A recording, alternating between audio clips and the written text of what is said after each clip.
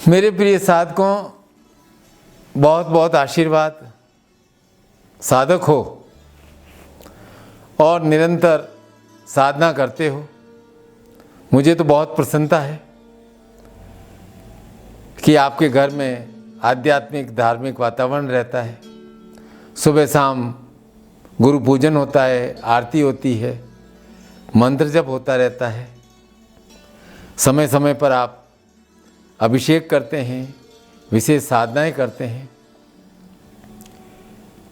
मेरी तो एक ही मनोकामना है कि भाई हमारे पूरे निखिल मंत्र विज्ञान परिवार में सर्वे भवन्तु सुखिनः, प्रत्येक सदस्य की उन्नति हो, वह प्रसन्न हो, सुखी हो। मैं गुरु हूँ ना, आदेश देता रहता हूँ और मेरे आदेश से आप निरंतर कर्मशील रहते हैं, क्योंकि आपने गुरु का सिद्धांत अपने जीवन में अपना लिया है कि भाई हर स्थिति में कर्म तो करना ही है। आज कर्म करेंगे तो कर्म का फल तो अवश्य प्राप्त होता है। आज के कर्म में कल का फल है। तो महत्वपूर्ण क्या है? कर्म। अब आज मैं आपसे कुछ विशेष बात कहना चाहता हूं कि हर व्यक्ति अपने जीवन में आगे बढ़ना चाहता है, उन्नति करना चाहता है। किसकी? अपने घर परिवार, दूसरों की प्रसन्नता, स्वयं की प्रसन्नता के लिए उन्नति चाहता है। और संसार तो आपने छोड़ा नहीं है, सन्यासी तो हो नहीं, इस संसार में रहना चाहते हैं और इस संसार में अपने कार्यों में सिद्धि भी चाहते हैं। और मेरे लिए क्या प्रसन्नता है कि निखिल शिष्य, मेरा शिष्य अपने जीवन में केवल भौतिक सिद्धि नहीं चाहता, वो भौतिक सिद्धि के साथ आध्यात्मिक स्तर पर भी उच्चता प्राप्त करना चाहता है। ये बहुत बड़ी बात है। लेकिन कई बार जीवन में सेटबैक आ जाते हैं जो हमारी उन्नति को स्तंभित कर देते हैं, रोक देते हैं, या कहो विराम आ जाता है और हमारे द्वारा किए गए प्रयास पूर्ण रूप से फलीभूत नहीं होते। कई बार उन्नति के शिखर पर पहुंचकर नीचे आ जाते हैं। बहुत अच्छा चलता हुआ कार्य ठप हो जाता है, कोई न कोई ऐसी घटना हो जाती है। तो इसका अर्थ है कि भाई कोई न कोई गलती हुई है, कोई भूल हुई है, या कोई तीव्र शत्रुरूपी बाधा सर्प के समान होती है। सर्प के समान बाधा है जो हमें डस लेती है जब हम ऊपर होते हैं और फिर नीचे आ जाते हैं। क्या कारण है कि हम जिंदगी में तमाम ऊंचाइयों को छू नहीं पाते?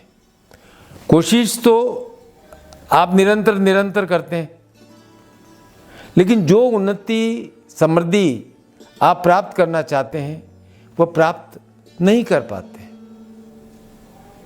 ये प्रश्न, यक्ष प्रश्न है, हर समय आपके दिमाग में आता रहता है। पर इसका उत्तर है ना, बहुत सरल है। ऐसा है कि जब से ये सृष्टि बनी है ना, ये जिंदगी, जीवन है, सांप सीढ़ी के खेल की तरह है। युगों युगों से चला आ रहा है। चाहे रामायण काल देख लो और चाहे महाभारत काल देख लो। रामायण में देख लो, कहाँ राम जी का हो रहा था राज्याभिषेक और कहाँ वनवास जाना पड़ा, कहाँ पांडवों को सत्ता मिलने वाली थी, कहाँ उन्हें वनवास भोगना पड़ा। तो जो हम उन्नति करते हैं उसमें हमारी सीढ़ी क्या है? हमारे प्रयत्न तो हैं। तो हमारे ऊपर चढ़ने की सीढ़ी है सत्कर्म, पुण्य कर्म गुरु और इष्ट से प्रार्थना, उन पर विश्वास और सबसे महत्वपूर्ण गुरु की छत्र छाया। एक बात आप जान लो कि जीवन सरल नहीं है। बाधा रूपी सांप आपको हर समय डसने के लिए तत्पर है, लेकिन जो गुरु की छत्र छाया में रहता है उसमें क्या है, एक हिम्मत आ जाती। अंदर हिम्मत और विश्वास जब आ जाता है गुरु की छत्र छाया में रहने से, तो फिर बाधा रूपी सर्प भी प्रभावहीन हो जाते हैं। मैं क्या है कि वेदों, उपनिषदों को, पुराणों को पढ़ता रहता हूँ बार बार अलग अलग तरह से उनकी व्याख्याएं। तो उनकी कथाओं में भी अंतर कथाएं होती है और कई जीवन के वास्तविक सत्य उभर के आते हैं, चाहे वे हजारों साल पहले लिखे हों। सबसे बड़ा सत्य क्या है? सबसे बड़ा सत्य है कि जीवन में कुछ भी स्थायी नहीं है। परिवर्तन होता ही रहता है। तो फिर स्थायी क्या हुआ? परिवर्तन। Nothing is permanent, change is permanent. Change होता रहेगा, चेंज से मत घबराओ। गुरु है ना साथ में। अब देखो, देवताओं के सम्राट कौन है? इंद्र। इंद्र भी अपने इंद्रासन से निष्कासित हो चुके हैं। वैसे एक बात है, इंद्र किसी व्यक्ति का नाम नहीं है, यह एक पदवी है, पद है। स्थायी पंचदेव तो हमारे विष्णु, महेश, सूर्य, शक्ति, और पांचवा कौन है? वापस सोचने दो मुझे। विष्णु, शक्ति, सूर्य, गणेश और शिव। और मनुष्य में अवतारी पुरुष कौन? राम और कृष्ण। कल की अवतार को तो आपने देखा नहीं है। खैर, क्या लिखा है पुराणों में कि इंद्र ने 100 अश्वमेध यज्ञ किए और जब उनके पुण्य एकत्र हुए तो उन्हें स्वर्ग के सम्राट की पदवी दी गई। लेकिन इंद्र ने क्या किया? एक बार नहीं, कई बार छल किया। और जब उन्होंने छल किया, उन्हें इंद्रासन से हाथ धोना पड़ा। 2-4 घटनाएं सुन लो। आप इनको स्टोरी के रूप में मत समझना, क्या है इनका सार, बेस है वो समझना। असुरों के साथ छल किया उन्होंने। असुर कोई पराये तो थे नहीं। इंद्र और असुर कौन थे? एक ही पिता कश्यप से उत्पन्न हुए थे, माताएं अलग अलग थी। इंद्र की माता का नाम अदिति और असुरों की माता का नाम दिति। अब जैसे संसार में होता है, उस समय भी ऐसा ही आपस में युद्ध होता रहता था और इंद्र कोई न कोई तिकड़म लगाकर जीत जाते थे। अब मां का हृदय तो मां का हृदय होता है। तो कुपुत्रो जायेत क्वचिदपि कुमाता न भवति। माता तो कुमाता हो नहीं सकती। तो असुरों की माता दिति ने कहा कि मैं घोर तपस्या करती हूं और जिससे ऐसा तेजस्वी पुत्र उत्पन्न हो जो इंद्र को हरा दे। बहुत तपस्या की और गर्भ में पराक्रमी बालक इंद्र को मालूम पड़ा। तो इंद्र तपस्या में सेवा के बहाने कहाँ आए? दिति के पास कि माता, मैं आपकी सेवा करना चाहता हूं। ठीक है बेटा। तो एक रात्रि माता दीति सो रही थी, थोड़ा उनका मुख खुला था, तो इंद्र ने उनके शरीर के रंध्रों में प्रवेश किया और जो गर्भ में तेजस्वी बालक था उसके 7 टुकड़े कर दिए। अब वो बालक ऋषि अंश था, जीवित रहा। 7 टुकड़े हुए तो वह जोर से रोया, पर इंद्र ने क्या किया कि और 7 टुकड़ों के भी और 7 टुकड़े किए, 49 हो गए।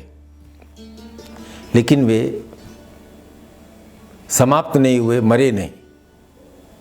इसीलिए और वे 49 बालक दिति के मरुदगण कहलाते हैं और उन्हें देवों में स्थान मिला। आप रामचरितमानस को पढ़ना, हरि प्रेरित ते ही अवसर चले मरुत 49, अट्टहास करी गर्जा कपि बड़ी लागे आकाश। मतलब वो इतने तेजस्वी थे कि जब राम और रावण का युद्ध हुआ तो हनुमान जी के साथ वह 49 मरुतगण चले और पूरी पृथ्वी कांप गई। तो महर्षि कश्यप ने उन 49 मरुदगणों के हवि की भी व्यवस्था की। तो इंद्र का तो अपराध था ना, ये छल था ना। अब दूसरा अपराध इंद्र ने अहिल्या के साथ किया। एक और तीसरा जघन्य अपराध सुनिए।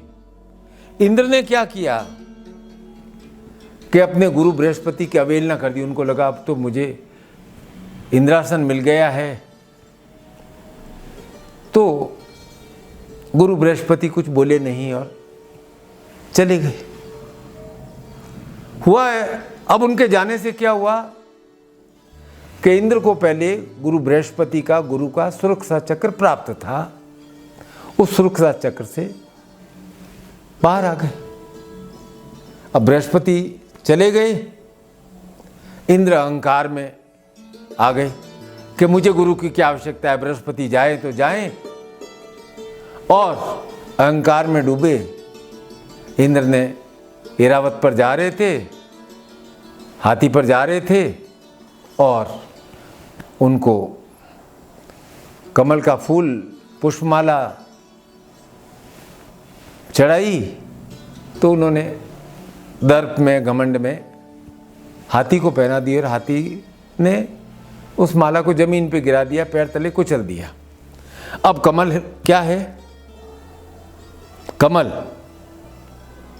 लक्ष्मी कहाँ विराजती है? कमल पर। तो कमल है लक्ष्मी का स्वरूप। अब उस कमल माला का गिर जाने से क्या हुआ? इंद्र श्री विहीन हो गए, श्री अप्रसन्न हो गई और श्री अप्रसन्न होकर के श्राप तो नहीं दिया लेकिन समुद्र में जाकर समा गई। तो स्वर्ग से श्री चली गई, स्वर्ग श्रीहीन हो गया। जहाँ श्री होती है वहाँ लक्ष्मी अपने आप विराजित हो जाती है। इसीलिए लक्ष्मी की प्रार्थना शीश चते लक्ष्मीश पत्न्याम बहो रात्रे पार्श्वे नक्षांडु वष्णु व्यातम स्नन निखाणा मम मैखाणा सर्वलोकम मैखाणा। तो अब क्या किया जाए? लक्ष्मी और श्री तो धरती के प्राणियों के लिए भी आवश्यक है, स्वर्ग में भी आवश्यक है, पर यहाँ भी इंद्र बाज नहीं आए। कहा चलो समुद्र मंथन करते हैं, अमृत निकलेगा। समुद्र मंथन हुआ, सब रत्न निकले। इंद्र ने क्या किया? अपने लिए, सुरों के लिए तो अमृत ले लिया और दानवों को वारुणी और विष दे दिया। अब ये तो आप जानते हो कि वो विष भगवान शंकर ने अपने कंठ में धारण कर लिया। मेरी बात आप ध्यान से सुनना कि बृहस्पति तो इंद्र को छोड़कर अपनी तपस्या में चले गए। अब अमृत पान के पश्चात इंद्र पुनः इंद्रासन प्राप्त हुआ तो उन्होंने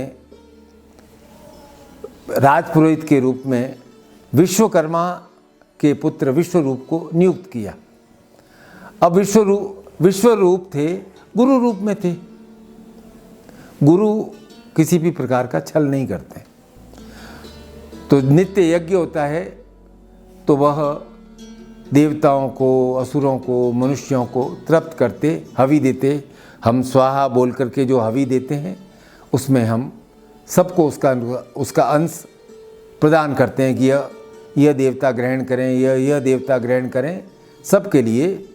यहाँ तक कि हमारे संस्कृति में तो पशु पक्षियों, जानवरों, उनके लिए भी एक अंश छोड़ा जाता है।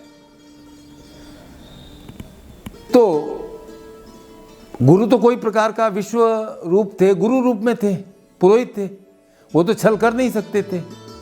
एक बात थी कि जब वो यज्ञ करते तो जब देवताओं की भाग की हवि देते तो वह उच्च स्वर में बोलते थे, असुरों को देते समय थोड़ा मंद स्वर में, और मनुष्यों को हवि देते समय मध्यम स्वर में बोलते थे। इंद्र को ये बात मालूम हो गई कि यज्ञ हमारे यहाँ होता है और असुरों को भी हवि दी जाती है। अब इंद्र तो अहंकार में चूर। अहंकारी व्यक्ति को क्रोध भी बहुत जल्दी आता है, ये बात ध्यान रखना, और क्रोध में वह कुछ भी कर डालता है। इसलिए मैं कहता हूं कि जीवन में अहंकारी व्यक्ति से कभी मित्रता नहीं करनी चाहिए, वह आपका कभी मित्र हो ही नहीं सकता है। तो अहंकारी इंद्र ने क्या किया, उसको 100 विश्व मेघ यज्ञ किए थे, उनको भगवान के द्वारा वज्र उपहार में मिला था। तो उन्होंने उस वज्र से विश्वरूप के मस्तक पर प्रहार किया और उस वज्र से विश्वरूप ब्राह्मण थे, पुरोहित थे, गुरु रूप में थे, उनकी हत्या हो गई। अब ये ब्रह्म हत्या थी और इंद्र हो गए ब्रह्म हत्या के अपराधी। अब ये ब्रह्म हत्या होती है, जीव हत्या से भी बड़ी होती है। तो इसका स्वरूप बड़ा ही विचित्र होता है, धुएं के समान, रंगहीन, और वह क्या करती है कि जो ब्रह्म हत्या का अपराधी होता है ना, उस अपराधी को ही निगल लेती है, उसके पीछे लग जाती है। अब इंद्र के पीछे लग गई, इंद्र जहां जाते पीछे पीछे, ब्रह्म हत्या उसको निगलने के लिए। क्या हुआ देखो, स्वर्ग का सम्राट होते हुए भी सांप सीढ़ी के खेल की तरह 99 पठेर ऊंचे पहुंचे हुए थे, सर्प से दंशित हो गए। ब्रह्म हत्या उनके पीछे पीछे निगलने को आतुर। आखिर भागते भागते इंद्र भी थक गए और क्या सोचा कि जल में छलांग लगा दी छुपने के लिए। कहां तो स्वर्गलोक में विराजमान थे, सब ऋषि मुनि जय महाराज जय महाराज जय महाराज करते थे, और कहां सीधे जललोक में, ऊपर से नीचे। क्यों? इस कथा को कथा मत समझना, बहुत ध्यान से समझना कि क्यों हुआ ऐसा, इंद्र पर पाप कर्म क्यों हावी होने लगे। एक बार तो छल किया नहीं था। हुआ ये कि उन्होंने बृहस्पति की अवहेलना कर दी। उन्हें कहा आप जाओ। बृहस्पति नाराज चले गए तो उन्हें मनाया नहीं, बृहस्पति चले गए। तो गुरु थे बृहस्पति, तो गुरु के सुरक्षा चक्र से बाहर हो गए। आप इस संसार में देख लेना, करोड़ों वर्ष का इतिहास देख लेना, जो भी व्यक्ति अहंकार बहुत बढ़ जाता है उसका पतन अपने आप हो जाता है, और किसी की जरूरत नहीं है। मनुष्य का पतन उसके स्वयं के कर्मों के कारण, उसके अहंकार के कारण ही होता है। आयु पूर्ण होने पर तो सब जाते ही हैं, वह पतन नहीं है। जीते हुए ऊपर से नीचे गिर जाना वह पतन है।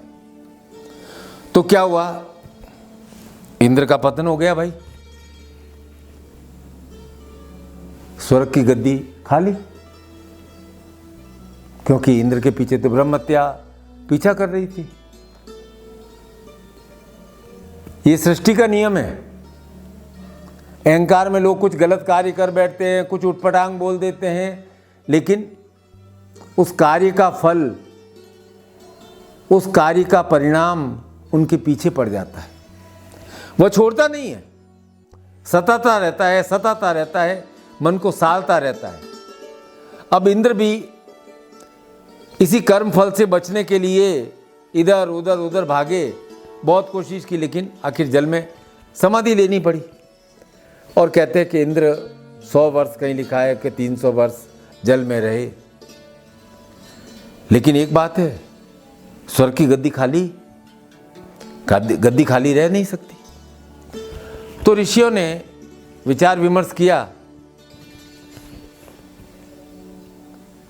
पहले सब ऋषि चयन करते थे कि कौन इंद्र बनेगा, चाहे नैमिषारण्य हो, जहाँ भी 88,000 ऋषि एकत्र हुए थे, तब उन्होंने कहा था कि इस गद्दी पर, व्यास गद्दी पर कौन बैठेगा।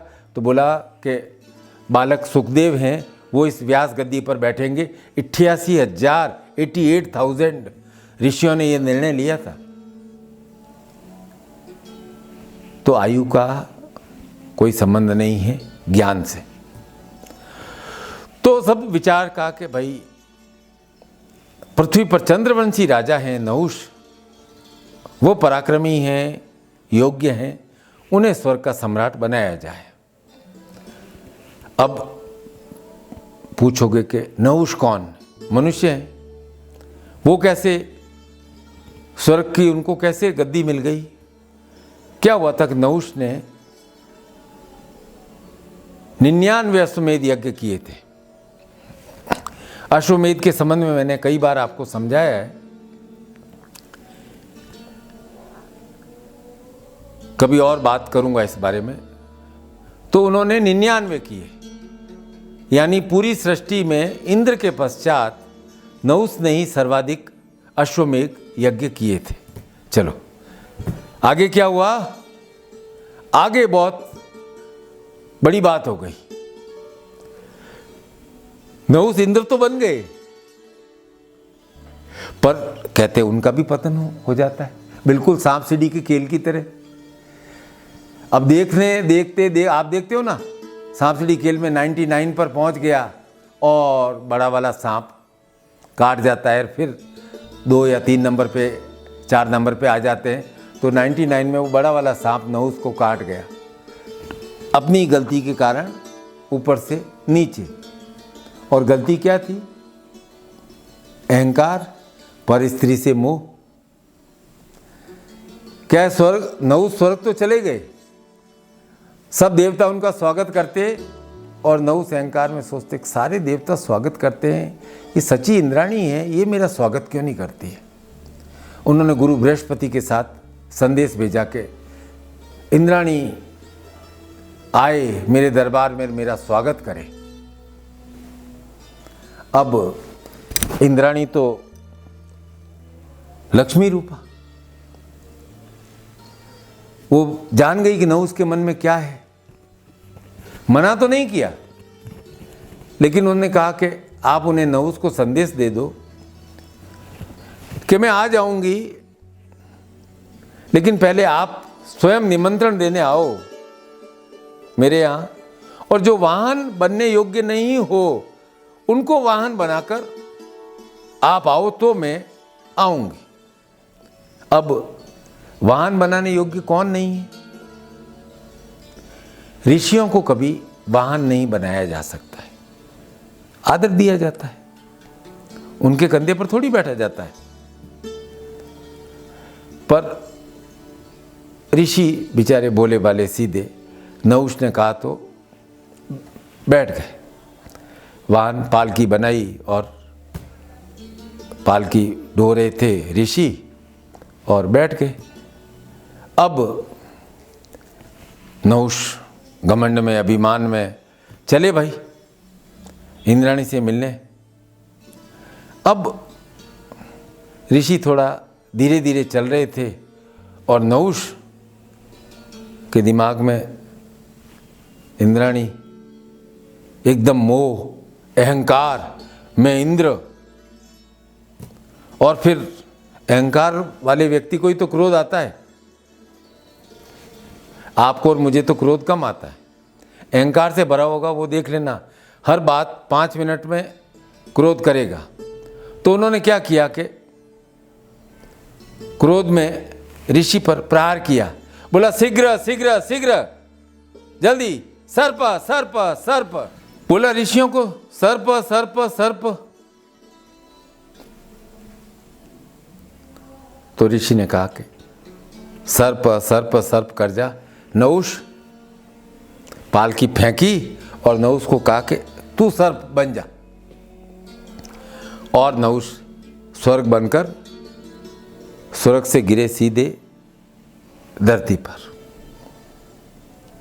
हो गई ना वही बात, जब व्यक्ति को अहंकार डसता है तो 99 से सीधे नीचे आ जाता है। तो एक बात जान लो कि अहंकार जीवन का सर्प है और ऊपर ले जाने वाली सीढ़ी क्या है? ऊपर ले जाने वाली सीढ़ी है वे कर्म जिनके प्रभाववश व्यक्ति ऊपर उठता है, आगे बढ़ता है। और जानते हो सीढ़ी क्या है? ऊपर बढ़ने की सीढ़ी है सत्कर्म, ऊपर बढ़ने की सीढ़ी है अच्छी भावना, ऊपर बढ़ने की सीढ़ी है दया, ऊपर बढ़ने की सीढ़ी है धर्म। और सबसे बड़ी सीढ़ी क्या है ऊपर बढ़ने की? कि जीवन में वो ऋण हो जाना, कर्ज को चुका देना, कर्ज नहीं रखना। गणित में आपको क्या पढ़ाया जाता है? जोड़ घटाव, प्लस माइनस। जोड़ अर्थात जोड़ा जाता है, घटाना अर्थात कम किया जाता है। व्यापार में कहते हैं बहुत जोड़ दिया अर्थात बहुत मुनाफा हो गया, अरे घट गया अर्थात घाटा हो गया। तो जीवन में क्या है? ये जो ऋण है ना, ये आपके कर्मों के फल को कम कर देते हैं, घटा देते हैं। 3 ऋण है ना जो हर व्यक्ति अपने ऊपर लादे हुए। मैं धन वाले ऋण की बात नहीं कर रहा हूं, ये तो आप हर समय चुकाते रहते हो, हर 1 तारीख को उसका गणित करते रहते हो। EMI क्या इक्वली मंथली इंस्टॉलमेंट, हाँ EMI भरते रहते हो, किस्त भरते रहते हो। मैं बात कर रहा हूं बहुत इंपॉर्टेंट ऋण की, माता पितृ ऋण, गुरु ऋण और देव ऋण। अब इन तीनों से उऋण होना मनुष्य का धर्म है, साधक का धर्म है और यही साधना का मर्म है। तो माता पितृ ऋण से उऋण होने के लिए क्या है कि हम उनकी सेवा करें और जब वो आयु पूरी कर लें तो हम उनके निमित्त श्राद्ध करें। श्राद्ध के समय अपने पूर्वजों पितरों को पूर्ण श्रद्धा भाव से तर्पण करें, अर्पण करें, आह्वान करें, उनका स्वागत करें। और यदि कोई आप आत्मा मुक्त नहीं तो उसकी मुक्ति की प्रार्थना करें, पूर्ण श्रद्धा से करें, उनको दिव्यांजलि दें, उनका तर्पण करें। और देव ऋण है तो जो देवताओं ने मार्ग बताया है कि हे मनुष्य, भीष्म पिता में आपको मालूम है जब उत्तरायण आया था तब उन्होंने प्राण त्यागे थे। जब वो बाण सैया पे थे तब दक्षिणायन था, तो उन्होंने कहा कि मैं प्राण छोड़ूंगा जब उत्तरायण आएगा तब। उत्तरायण का अर्थ क्या है? उत्तरायण मार्ग क्या है? ईश्वर पूजा, धर्म का अनुसरण, सत्य वचन, श्रद्धा, विनम्रता, सद्भावना और अपना नित्य नैमित्तिक सांसारिक कर्म करते रहना सहयोग की भावना के साथ। और तीसरा ऋण गुरु ऋण। चलो, गुरु ऋण। अरे भाई, गुरु ऋण से तो ऋण नहीं हो सकती, सोचना भी मत। हाँ, गुरु द्वारा बताए गए मार्ग पर चलते रहोगे तो गुरु ऋण का भार नहीं रहेगा। जो मैं कथा कह रहा था ना कि इंद्र है ना, गुरु द्वारा बताए गए मार्ग पर नहीं चले। अब गुरु ने उन्हें छल थोड़ी सिखाया था कि तू अहिल्या के साथ छल कर, के असुरों के साथ छल कर, छल थोड़ी सिखाया था। फिर भी उन्होंने छल किया, अहिल्या के साथ छल किया, बेचारी अहिल्या पत्थर की हो गई। तो जब तक इंद्र गुरु के सुरक्षा चक्र में थे वो पूरी तरह से सुरक्षित थे। और जब इंद्र ने गुरु की अवहेलना शुरू कर दी तो गुरु बृहस्पति तब करने चले गए।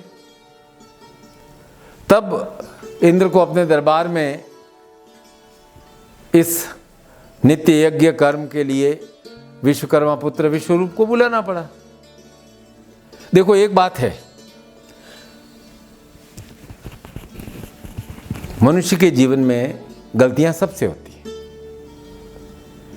इस जीवन के फ्लो में, बहाव में, प्रवाह में बहते बहते कई बार न चाहते हुए भी जाने अनजाने हम दोष कर बैठते हैं, दूसरों का दिल दुखा देते हैं, कभी कभी छल भी कर देते हैं।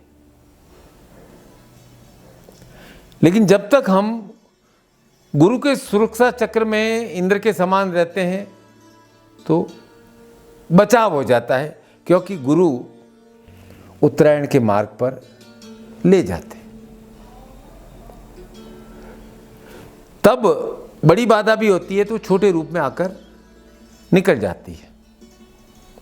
इसलिए इन तीन ऋणों से उऋण होने की और अपने दोषों से समन की क्रिया निरंतर और निरंतर चलनी चाहिए।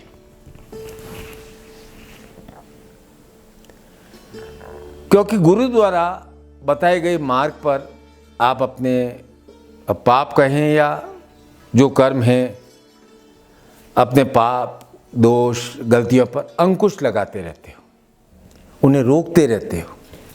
इसे ही तो पापांकुशा कहा गया है। दोषों पर अंकुश, दोषों पर अंकुश लगाया, आप ऋण से उऋण होने की प्रक्रिया करते हैं। लेकिन जैसे ही आप गुरु से अलग हो जाते हैं और सोचते अब क्या है, अब तो मैं बड़ा हो गया हूँ, बहुत समझदार हो गया हूँ, मुझ में ज़्यादा ज्ञान है, मैं सब हैंडल कर लूँगा, तो फिर गुरु चले गए और आपके अंदर अहंकार आ गया। इसका मतलब आप समझिए कि गुरु के सुरक्षा कवच को आपने उतार दिया है। फिर हालत होगी इंद्र जैसी। 100 अश्वमेध यज्ञ किए थे, नीचे आ गए। नहुष ने 99 अश्वमेध यज्ञ किए, नीचे आ गए। तो भाई इस संसार में सर्प तो बहुत है, और ये सारे सर्प क्या है? आपके जीवन के ऋण है।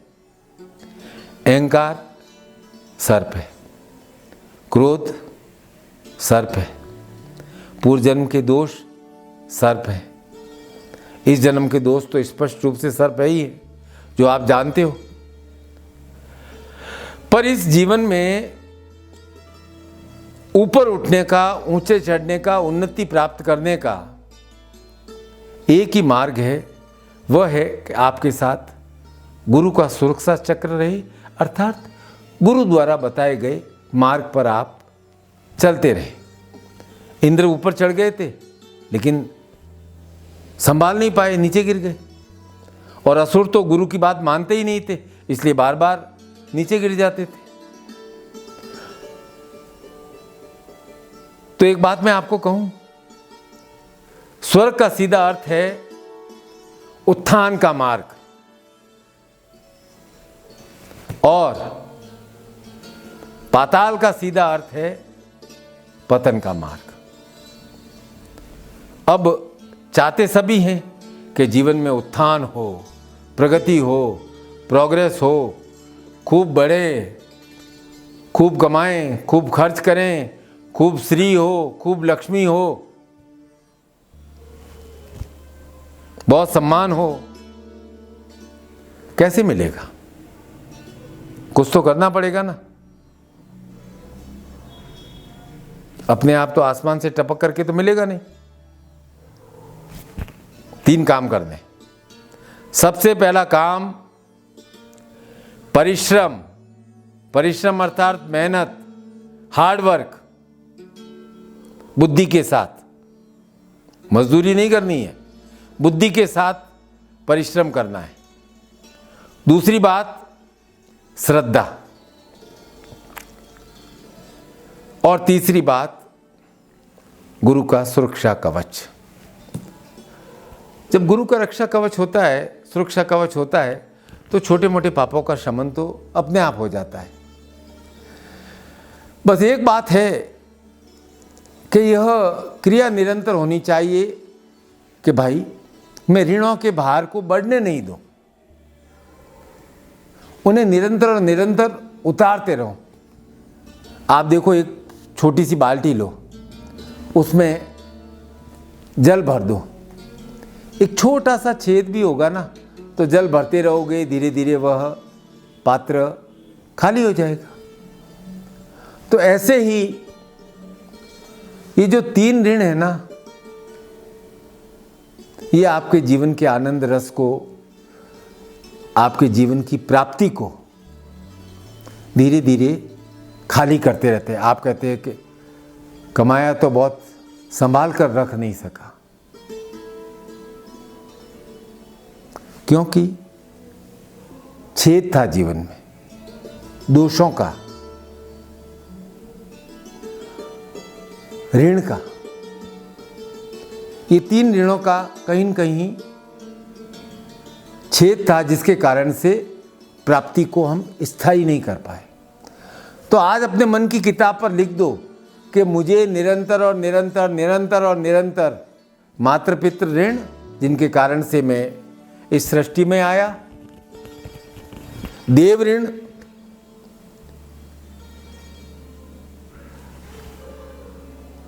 इष्ट और गुरु ऋण, ये तो भाई चुकाने। तो देव ऋण से ऋण होना है तो क्या करें?